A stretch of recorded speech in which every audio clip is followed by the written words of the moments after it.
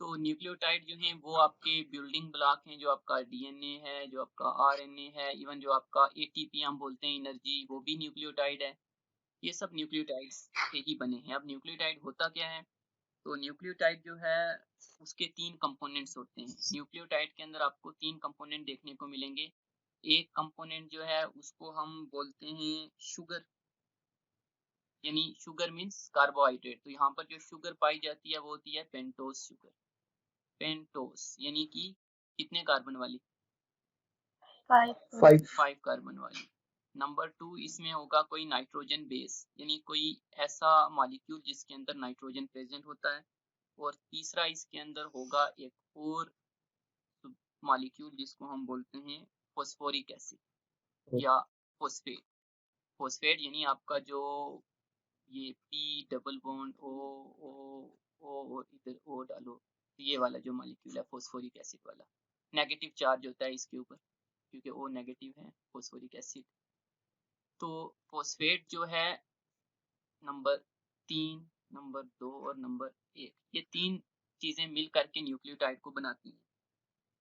अब जो आपका फॉस्फेट है ये सिंपल PO4 है, जिसको फॉस्फोरिक एसिड भी हम बोलते हैं। जो आपकी पेंटोस शुगर है, यानी ये 5 कार्बन वाली जो शुगर होगी, जब हम वहां पर एग्जाम्पल पढ़ रहे थे तो हमने पढ़ा था कि 2 तरह की शुगर जो है यहाँ पर हमने देखी थी एग्जाम्पल्स में, एक राइबोज शुगर और दूसरी डी ऑक्सी राइबोज शुगर। ये 2 तरह की 5 कार्बन की शुगर होती हैं। दोनों जो हैं इनका जो स्ट्रक्चर है वो ऑलमोस्ट सेम होता है। अगर हम स्ट्रक्चर देखें तो उससे कि मैं यहाँ पर इस तरह से स्ट्रक्चर जो बना रहा हूँ इसका, ये पेंटागोनल स्ट्रक्चर है, 5 साइड है रिंग की। और इसका जो फर्स्ट वाला कार्बन है वो यहाँ होगा, ये सेकंड होगा, ये थर्ड होगा, ये फोर्थ होगा और फिफ्थ जो है यहाँ पर आर्म बना के यहाँ पर होगा। बाकी हम इसका स्ट्रक्चर पहले देख चुके हैं कि OH यहाँ पर अटैच होगा। तो यहाँ पर भी अगर आप देखना चाहो तो यहाँ पर आपको देखने को मिलेगा कि यहाँ पर H है, यहाँ पर OH है, यहाँ पर भी कार्बन के साथ H OH। इसी तरह से फिफ्थ पे भी सीधा ही मैं लिख देता हूँ CH2OH। और इसी तरह से यहाँ फोर्थ वाले पे भी और फर्स्ट वाले पे भी अटैच होगा। लेकिन यहाँ पर जो आपने याद रखना है, OH इधर में बना देता हूँ और H इधर। ये फर्स्ट कार्बन था जिसको एनोमेरिक कार्बन बोलते हैं, हमने डिस्कस किया हुआ है ये सारा। तो अब आप मुझे बताओगे कि ये जो OH है ये यहाँ पर मैंने लगा दिया फर्स्ट कार्बन पे। अब ये कौन सा शुगर है, अल्फा या बीटा? बीटा से। दिस इज बीटा फॉर्म, क्योंकि OH जो है वो आपका ऊपर वाली साइड अटैच है। तो नाज़ीम भी इस बात का ध्यान रखेगी कि जो फर्स्ट कार्बन है उसको बोलते हैं एनोमेरिक कार्बन। एनोमेरिक कार्बन जो रिंग का पहला कार्बन होता है उसको एनोमेरिक कार्बन बोलते हैं। और अगर फर्स्ट कार्बन के ऊपर जो OH लगा हुआ है वो ऊपर वाली तरफ लगा है तो उसको बोलते हैं हम बीटा फॉर्म। जैसे ये राइबोज है तो इसको बीटा राइबोज बोल सकते हो। और अगर OH यहाँ लगा होगा नीचे वाली तरफ तो उसको हम बोलते हैं अल्फा फॉर्म। तो यहाँ पर जो आपकी राइबोज और डीऑक्सी राइबोज वाली शुगर्स हैं वो बीटा होती हैं, ये भी आपको ध्यान रखना चाहिए। तो दिस इज बीटा 1। पूरा स्ट्रक्चर मैं चाहे नहीं बना रहा हूँ, मैंने यहाँ पर सिंपल सा जो ये रिंग को थोड़ा सा बनाया है। अब ये राइबोज की डायग्राम है। डीऑक्सी राइबोज भी बिल्कुल सेम होगा, वहां पर सिर्फ जो डिफरेंस होता है वो ये होता है कि आपका ये जो सेकंड वाला पोजीशन है, this is your second carbon, इसके ऊपर जो आपका ये OH है ये OH नहीं होगा, वहां पर सिंपल H होगा। यानी यहाँ पर भी H है, यहाँ पर भी H होगा। सेकंड वाली पोजीशन के ऊपर हाइड्रोक्सिल ग्रुप एब्सेंट होता है डीऑक्सी राइबोज में, तभी इसको बोलते हैं डीऑक्सी। यानी ऑक्सी यानी ये वाला जो आपका ऑक्सीजन है और डी मतलब नहीं है, निकल गया। तो जो आपका डीऑक्सी राइबोज है उसमें आपको OH ग्रुप जो है OH एब्सेंट होगा at carbon number second. Second carbon जो है ये वाला, इसके ऊपर आपको OH ग्रुप नहीं देखने को मिलता, जबकि राइबोज शुगर में यहाँ पर OH देखने को मिलेगा। यही फर्क है राइबोज और डीऑक्सी राइबोज के बीच में। इसको हम दोबारा से आगे भी देखेंगे। चलो स्ट्रक्चर बना के, फॉस्फेट की हमने बात कर ली। नाइट्रोजन बेस की अगर हम बात करें तो नाइट्रोजन जो बेस होते हैं उनको हम 2 कैटेगरीज में डिफाइन करते हैं। एक को बोला जाता है प्यूरीन और एक को बोला जाता है पिरिमिडीन, जो आपने पढ़ा हुआ है। प्यूरीन जो हैं ये दो तरह के होते हैं, एक को बोलते हैं एडिनाइन, एक को बोलते हैं ग्वानाइन, और पिरिमिडीन तीन तरह के होते हैं, जिसमें एक को बोला जाता है थाइमाइन, एक को बोला जाता है साइटोसिन, और एक को बोला जाता है यूरेसिल। जो आपका ये यूरेसिल है ये आरएनए के अंदर पाया जाता है थाइमीन की जगह। थाइमीन जो है वो डीएनए के अंदर पाया जाता है। ये एक और डिफरेंस है, इसको हम फिर आगे समझेंगे। ये तो एक ओवरव्यू जो है वो हम ले रहे हैं, तो इतना थोड़ा सा समझ आया। सर ये डीऑक्सीराइबोज में सर OH पूरा एब्सेंट होता है? एच होगा, एच वो एब्सेंट होता है। एच होगा। हाइड्रोक्सिल ग्रुप एब्सेंट है, मतलब ये है ना, ये देखो ये आपका कार्बन नंबर 3 है, ये 4th है, ये आपका कार्बन नंबर 5 है। पूरा मैं नहीं बना रहा हूँ, आपको पता है सबके साथ HOH होगा, वो जो हमने कहा था OH है, H है, इसी तरह ये सभी के साथ है। मैं अभी सिर्फ बात कर रहा हूँ किसकी, सेकंड की, क्योंकि हमने इसके ऊपर कंसंट्रेट करना है। यहाँ पर है कार्बन, इसकी जो बॉन्डिंग है वो आप अगर देखो, ये अंदर की तरफ बना देता हूँ, यहाँ पर H और यहाँ पर है OH। अगर ऐसी वाली कंडीशन है तो इस शुगर को हम बोलेंगे this is your ribose sugar. लेकिन अगर इसमें आपको ऐसा देखने को मिलता है तो तब आप इसको बोलोगे डीऑक्सीराइबोज। बस इतना सा फर्क होता है दोनों में। तो दूसरी चीज, हम कुछ टर्म्स यूज करते हैं, 12th में भी आपने इसको खूब पढ़ा, प्राइम प्राइम प्राइम बोलते रहे है, या 5 प्राइम 3 प्राइम, नहीं पता? अगर ये नहीं पता तो मान लो आपकी पूरी 12th क्लास जो है ना वो पढ़ना ही बेकार था, पढ़नी नहीं। अभी रिजल्ट नहीं हुआ है जो 5 प्राइम सर ये पता है सर, 2 3 प्राइम करके। हाँ जो 5 प्राइम और 3 प्राइम के साथ जब ये ज्वाइन होता है, ज्वाइन नहीं होता है, ज्वाइन नहीं होता है। सिंथेसिस डीएनए की में हम बात करते हैं, तो ये जो 5 to 3 प्राइम है, ये जो हम प्राइम बोलते हैं, ये कार्बन की पोजीशन होती है। और जब हम बोलते हैं ना ये 5 प्राइम, इसका मतलब ये वाला कार्बन जो यहाँ पर है 5 पोजीशन पे। जब हम बोलते हैं 3 प्राइम मीन्स ये वाला जो कहाँ पर है 3 पे, इस पे भी यहाँ पर H होगा और यहाँ पर OH होगा। This is your 3 prime, this is your second prime, 2 prime, this is 1 prime. लेकिन जब भी हम ये प्राइम बोलते हैं ये सिर्फ न्यूक्लियोटाइड के लिए बोलते हैं, डीएनए आरएनए के लिए। बाकी हम ये 2 प्राइम 3 प्राइम बाकी शुगर्स के लिए नहीं बोलेंगे, जैसे ग्लूकोज पड़ा तो वहां नहीं बोलेंगे 2 प्राइम 3 प्राइम, ये सिर्फ और सिर्फ न्यूक्लियोटाइड्स के लिए ही होता है। तो ये जो हमने स्ट्रक्चर बनाया ये एक डीऑक्सीराइबोज है। अब हमने कहा दो चीज, न्यूक्लियोटाइड जो है वो 3 चीजें मिलकर के बनाती हैं, एक शुगर कार्बन 5 कार्बन की ये बन गई, दूसरा हमने कहा था एक फॉस्फेट अटैच होता है। अब अगर हम देखें कि वो जो फॉस्फेट अटैच होता है वो बेचारा होता कहाँ पर है, और हमने कहा था तीसरा नाइट्रोजन बेस होता है, वो कहाँ होता है?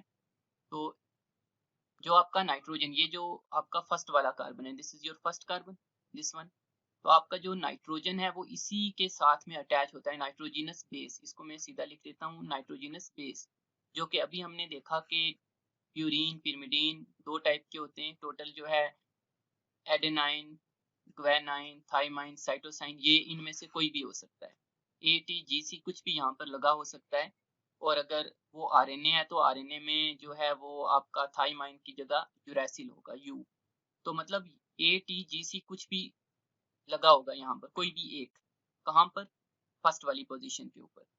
उसका स्ट्रक्चर क्या है वो हम इधर जरूरत नहीं भी है, चलो मैं आपको दिखा दूंगा केमिस्ट्री पॉइंट ऑफ व्यू से। रिंग स्ट्रक्चर होता है इनका भी, जो AGTC है इनका भी। तो आपके ये जो फर्स्ट वाली पोजीशन है यहाँ पर आपको देखने को मिलेगा कोई भी इनमें से ATGC, और इस वाले को अभी हमने 2 ही चीजें जोड़ी, तीसरी चीज नहीं जोड़ी है, लेकिन अगर इतना ही है तो इसको आप बोलते हो दिस इज योर न्यूक्लियोसाइड। तो न्यूक्लियोसाइड क्या होता है? This is sugar plus nitrogenous base. तो अगर आप सिर्फ बात कर रहे हो शुगर और बेस की तब आप उसको बोलते हो न्यूक्लियोसाइड। तो न्यूक्लियोटाइड क्या होता है? जब उसके साथ में आकर के तीसरी चीज भी जुड़ जाए जिसको हम बोलते हैं फॉस्फेट। तो जो आपका फॉस्फेट है वो अगर आप देखो कहाँ पर जुड़ा होता है, तो आपका जो फॉस्फेट है वो आपको यहाँ पर देखने को मिलेगा। ये वाला जो 5 कार्बन है इसके साथ यहाँ पर अटैच होगा आपका फॉस्फेट PO4 फॉर्म में, P डबल बॉन्ड O, इस तरह से करके आपको जो है ये देखने को मिलता है जो आपका फॉस्फोरस है, जिसको आप फॉस्फोरिक एसिड बोलते हो। O के ऊपर नेगेटिव चार्ज होगा, तो आपका फॉस्फोरस यहाँ अटैच है कहाँ पर, कार्बन नंबर 5 पे। तो आप बोलोगे phosphate is attached at 5 prime, nitrogenous base it is attached at your 1 prime। Clear है ये? यस अब सर। इस पूरे को हम बोलेंगे न्यूक्लियोटाइड। फॉस्फोरस भी जब अटैच हो गया तो न्यूक्लियोटाइड है। इतना समझ आया? Yes sir. तो मैंने जो आपको फोटो नोटबुक का भेजा था वहाँ शायद लिखा भी होगा कि जब एडेनाइन अगर यहाँ पर जुड़ा हुआ है, से कि यहाँ पर नाइट्रोजनस बेस जो है इसमें जो जुड़ने वाला है वो था एडेनाइन ए, तो तब इसको हम बोलते हैं एडिनोसाइन। यानी कि आप सिंपल या तो उसको ऐसे भी बोल सकते हो कि एडेनाइलिक एसिड है, या ये भी बोल सकते हो कि एडाइनालेट है। इसी तरह से अगर मतलब सिर्फ शुगर और आपका ये बेस जुड़ा हुआ है, से बेस जो है वो एडेनाइन है तो एडिनोसाइन, ग्वेनाइन है तो ग्वेनोसाइन, साइटोसाइन अगर सी है, थायामाइन है तो उसको हम थायामाइन, थायामाइडाइन, और यूरिन है तो यूरिडीन, इस तरह से बोल देते हैं। कुछ टर्म रट्टे वाली हैं, इसमें समझने के इतना है नहीं। तो ये थोड़ा सा स्ट्रक्चर आपके न्यूक्लियोटाइड का है। अगर ये आपको थोड़ा सा समझ आया तो अच्छी बात है, नहीं आया तो और ज्यादा अच्छी बात है। अब ये आपकी शुगर, ये इसका फर्स्ट वाला प्राइम है, फर्स्ट के ऊपर अटैच होता है कोई भी बेस से, यहाँ पर अटैच है ए, दैट इज एडेनाइन। और आपका ये वाला 5 प्राइम था यहाँ पर, दिस इज योर 5 प्राइम, और यहाँ पर अटैच होता है कोई भी आपका फॉस्फोरस, तो से यहाँ पर अटैच है फॉस्फोरस, ये आपकी शुगर है। ये इसका सेकंड प्राइम था, ये इसका थर्ड प्राइम है। थर्ड प्राइम पे यहाँ पर क्या लगा हुआ है, OH, यहाँ ऊपर वाली तरफ H होगा, ये OH है। ये आपका स्ट्रक्चर है एक न्यूक्लियोटाइड का। अब बहुत सारे न्यूक्लियोटाइड आपस में ज्वाइन करते हैं। जब आप बोलते हो डीएनए जुड़ा हुआ है पूरा, उसमें क्या होता है, एक न्यूक्लियोटाइड दूसरे के साथ ज्वाइन करेगा, ये तो एक न्यूक्लियोटाइड हो गया। अब एक और न्यूक्लियोटाइड इसके साथ जुड़ रहा है, वो जुड़ कहाँ पर रहा है, जो ये वाली थर्ड वाला कार्बन है इसके साथ। तो दूसरा जो न्यूक्लियोटाइड हम बनाएंगे, इससे मैं एक और यहाँ पर शुगर बनाई, ये मान लो कि यहाँ पर ग्वेनाइन है ये, और यहाँ पर लगा होगा 5 प्राइम पे फॉस्फेट। तो ये वाला जो फॉस्फेट है ये बॉन्ड बना रहा है आपका इस हाइड्रोजन के साथ, यानी ये जो फॉस्फेट है ये यहाँ इसके साथ जुड़ा हुआ है, और इसके साथ इसने जुड़ करके क्या किया है, एक बॉन्ड बना लिया, जुड़ गया। और ये वाला जो यहाँ पर बॉन्ड है इसको हम बोलते हैं फॉस्फोडाइईस्टर बॉन्ड। तो फॉस्फोडाइस्टर बॉन्ड वो है जो आपके दो न्यूक्लियोटाइड को, यानी कि फॉस्फोरस को इसके 3 प्राइम के साथ अटैच कर रहा है। ये कौन सा था अगर आपसे पूछा जाए, ये जो फॉस्फोरस यहाँ पर है ये था 5 प्राइम वाला। तो मतलब जब ये जुड़ा तो 5 प्राइम और 3 प्राइम आपस में जुड़े हुए हैं। क्लियर है इतना? Yes sir. इसी तरह से एक और नीचे जुड़ेगा, देखिए यहाँ पर जो है फॉस्फोरस जुड़ा, ये मैं सीधा S लिख देता हूँ, शुगर है, ये फॉस्फोरस है, ये शुगर है, शुगर के साथ में यहाँ पर से के C जुड़ा है, यहाँ पर T जुड़ा है, कुछ भी इस तरह से ये पूरा मसला चलता जाता है।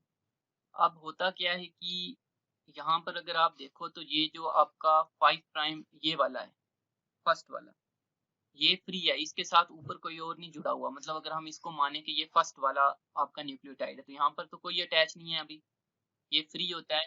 यहाँ यस पर सर। फॉस्फोरस, यूजुअली यहाँ पर हमें 3 फॉस्फोरस देखने को मिलते हैं डीएनए के अंदर, अगर वो एक आप स्ट्रैंड की बात करो, बाकियों में तो एक एक ही होता है। और अगर आप ये वाला देखो, इसको मैं साफ कर लेता हूँ थोड़ा। अगर आप यहाँ से देखते हो, ये वाला जो इसका है 3 वाला प्राइम था, ये वाला जहाँ पर OH लगा हुआ है, दिस इज योर 3 प्राइम। तो अगर ये इसका से लास्ट न्यूक्लियोटाइड होगा तो यहाँ पर आगे कुछ और लगा हुआ है, बिल्कुल नहीं भाई, ये तो खाली है, बिल्कुल खाली है, तो फ्री, ये फ्री OH है। तो मतलब क्या हुआ कि जब नया कोई न्यूक्लियोटाइड आएगा तो वो किसके साथ बाइंड करेगा, इसी OH के साथ। अगर ये OH यहाँ पर ना हो तो आने वाला न्यूक्लियोटाइड वो इसके साथ बॉन्ड नहीं बना सकता, क्योंकि जो बॉन्ड बनता है उसमें ये इंपॉर्टेंट होता है। कुछ और नाम भी हैं बॉन्ड्स के, जैसे इसको फॉस्फोडाइस्टर बॉन्ड बोलते हैं। तो जो बॉन्ड यहाँ बनता है, यहाँ पर या यहाँ पर, जहाँ पर एक नाइट्रोजन का बेस जुड़ रहा है किसके साथ, शुगर के साथ, ये शुगर है और ये आपका नाइट्रोजन का बेस है। तो जब ये आपस में जुड़ते हैं तो इसको हम बोलते हैं ग्लाइकोसाइडिक बॉन्ड, क्योंकि जब शुगर जुड़ता है तो उसको ग्लाइकोसाइडिक बॉन्ड ही बोलते हैं, हमने पढ़ा हुआ है। तो this is your glycosidic bond, ये वाला आपका ग्लाइकोसाइडिक बॉन्ड, ये वाला आपको फॉस्फोडाइस्टर बॉन्ड, और उसके अलावा एक और बॉन्ड भी होता है जो हम आगे डिस्कस करेंगे। अब ये तो एक आ गया आपका जो क्या बोलते हैं उसको, डीएनए का स्ट्रैंड है। ये अगर आप नेचर में जब देखते हो तो हम कहते हैं डीएनए जो है डबल स्ट्रैंडेड होता है। जो आप इस तरह से वो बनाते हो ना, तो आप कहते हो कि डीएनए जो है वो क्या है, डबल स्ट्रैंड है। एक स्ट्रैंड ये है और दूसरे वाला उसके अराउंड इस तरह से लिपटा हुआ है। तो उसमें क्या होता है कि एक आपका जो स्ट्रैंड ऐसे ये वाला है, तो दूसरा जो है इसके अपोजिट होता है। तो वो आपने पढ़ा हुआ है कि अपोजिट है किस तरह से होता है। तो उसमें भी एक शुगर होगी, तो वो थोड़ा उल्टा चलता है, तो उसका आप जो शुगर बनाओगे मीन्स हम इस तरह से बनाएंगे, ऐसे, इस टाइप का। तो जब ये उल्टा बनाया तो उसका फर्स्ट वाला कार्बन यहाँ आ जाएगा, ये उसका फर्स्ट कार्बन होगा, और उसका जो फिफ्थ कार्बन है, 1 2 3 4 5वां इधर आ जाएगा यहाँ पर, ये उसका फिफ्थ कार्बन होगा। और फॉस्फेट अटैच यहीं पर होता है फिफ्थ के साथ, तो यहाँ पर फॉस्फेट अटैच होगा। और थर्ड कौन सा होगा, फर्स्ट ये है, सेकंड ये है, और थर्ड ये है। थर्ड वाला ये होगा जहाँ पर क्या है, OH है, this is your third one. तो इसी तरह से यहाँ पर शुगर होगा, नेक्स्ट वाला यहाँ पर फिर फॉस्फोरस होगा, यहाँ शुगर होगा, यहाँ फॉस्फोरस होगा, और शुगर के साथ में यहाँ पर जो है कुछ और अटैच होगा। से के यहाँ पर फर्स्ट पोजीशन पे ये A है तो यहाँ पर T होगा। इसमें हम अभी नहीं जाएंगे कि A T कैसे ज्वाइन होता है। इसके साइड G है तो यहाँ C होगा, से इस तरह से अटैच होंगे। अब जो ये आपका ये वाला माइक बंद कर दो, ये वाला जो आपका शुगर है, इसको अगर आप देखो तो इसका 5 प्राइम यहाँ पर सॉरी जो 3 प्राइम है वो टॉप पे आपको देखने को मिल रहा है, 3 प्राइम OH जो कि फ्री है अभी। और यहाँ पर अगर आप देखोगे तो आपको 5 प्राइम देखने को मिलेगा, क्योंकि फॉस्फोरस सॉरी हाँ ये जो शुगर के साथ जुड़ रहा होगा। अगर आप इसी डायग्राम में देखो, यहाँ पर जब हमने डिस्कस किया था तो हमने कहा था ये इसका 5 प्राइम है, ये वाला जिसके साथ शुगर अटैच है। तो जो आपका 5 प्राइम है वो इधर नीचे की तरफ है, तो 3 प्राइम यहाँ पर टॉप पे है और 5 प्राइम यहाँ नीचे की तरफ होगा।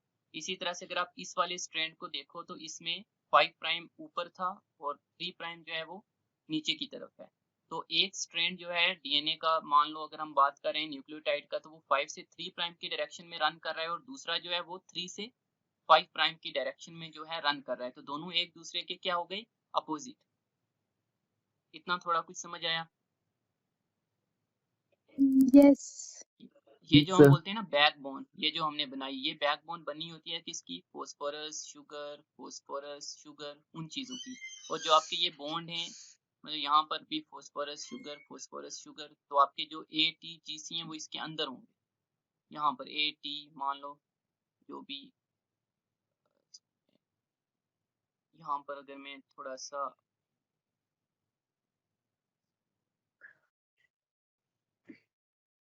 इस तरह से अगर मैं बताऊं, तो ये जो बैकबोन है मीन्स यहाँ पर फॉस्फेट शुगर वो इस तरह से जुड़े होते हैं।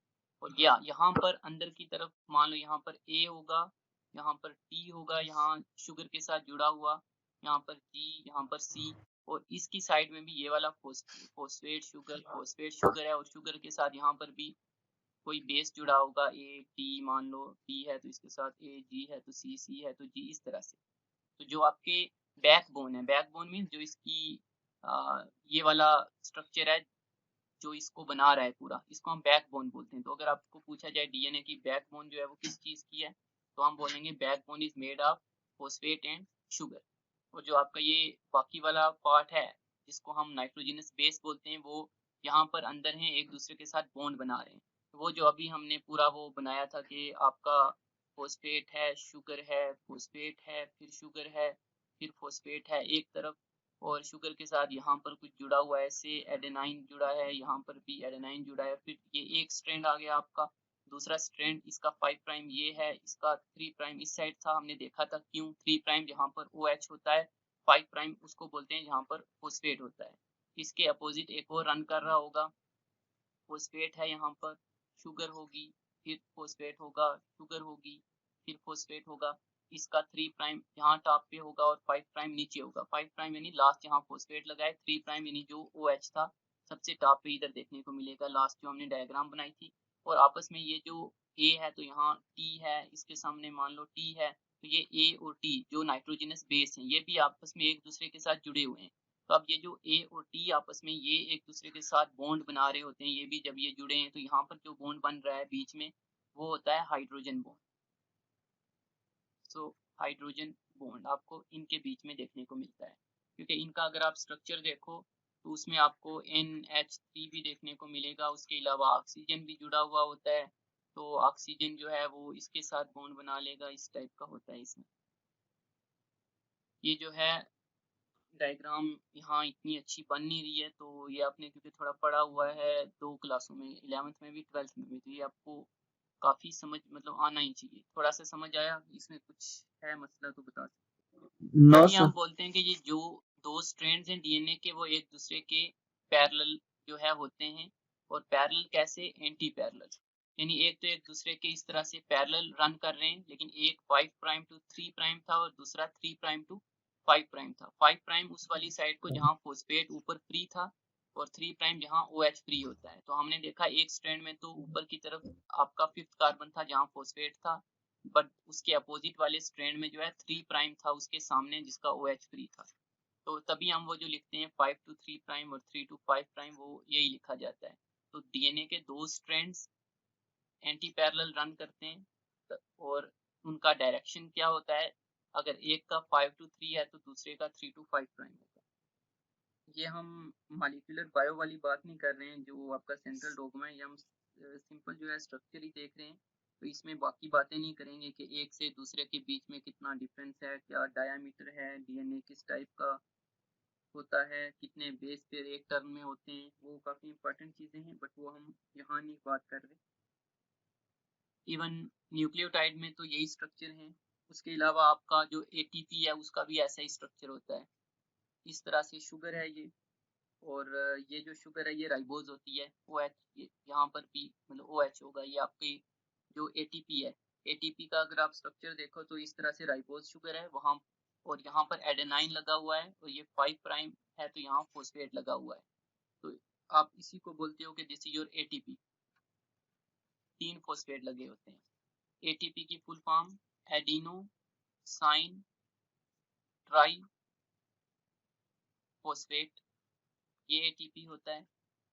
तो एडिनोसाइन क्योंकि यहाँ पर नाइट्रोजनस बेस जो है वो एडेनाइन लगा हुआ है, ट्राई फॉस्फेट यानी 3 फॉस्फेट हैं, तो ये जो 5 प्राइम है यहाँ पर आपको 3 फॉस्फेट देखने को मिलते हैं। तो जब ATP एनर्जी कैसे प्रोवाइड करता है कि जो इसका ये वाला बॉन्ड है फॉस्फोरस, ये टूटेगा, जब ये टूट करके अलग हो जाएगा तो तब काफ़ी ज़्यादा अमाउंट में एनर्जी रिलीज होती है। तो वही एनर्जी जो है देन यूज़ की जाती है जो भी फंक्शन करना है, यानी जब ATP एनर्जी जो है देगा तो ये कन्वर्ट हो जाता है खुद ADP में, यानी ATP था एडिनोसाइन ट्राइफॉस्फेट, तो ADP हो गया एडिनोसाइन डाइफॉस्फेट, क्योंकि एक फॉस्फेट जो है यहाँ से ये टूट करके अलग हो जाएगा तो 2 फॉस्फेट बच जाएंगे। तो इनको हम नाम भी देते हैं अल्फा बीटा गामा, वो हमें ज़रूरत नहीं है। और कुछ यहाँ पर इम्पॉर्टेंट नाम भी हैं, वो खैर मैं आपको जो फोटो भेजा उसमें लिखे होंगे कि लोहमैन ने डिस्कवर किया था ATP को, और लिपमैन ने इसकी दी थी कि एनर्जी किस तरह से देता है, वो बस रट्टा मारना है, वहाँ से आप देख लोगे। और यूजली जब ये बॉन्ड टूटता है तो 6.5 किलो कैलोरीज एनर्जी जो है रिलीज होती है एक बॉन्ड के टूटने में। तो ये न्यूक्लियोटाइड का स्ट्रक्चर है थोड़ा सा। इसमें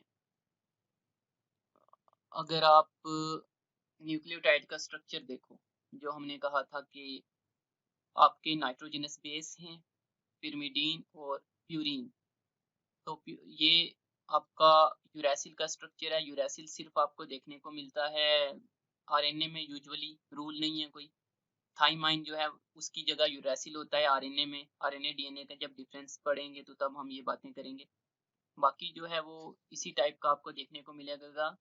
जो ये 3 स्ट्रक्चर हैं यूरेसिल, थाइमाइन और साइटोसाइन की, ये अगर आप देखो तो सिंगल रिंग स्ट्रक्चर है। इस रिंग को बोलते हैं पिरिमिडीन रिंग।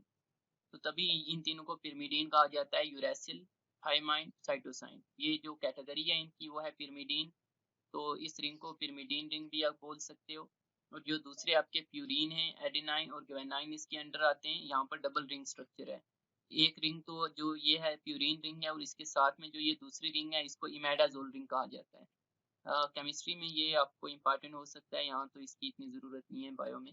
तो दिस इज इमेडाजोल रिंग जो आपको छोटी वाली देखने को मिल रही है। बाकी ये इस टाइप का स्ट्रक्चर है। तो जब डीएनए का वो आप स्ट्रक्चर देखते हो तो उसमें एक तो शुगर है, राइबोज शुगर, उसका स्ट्रक्चर देख लिया।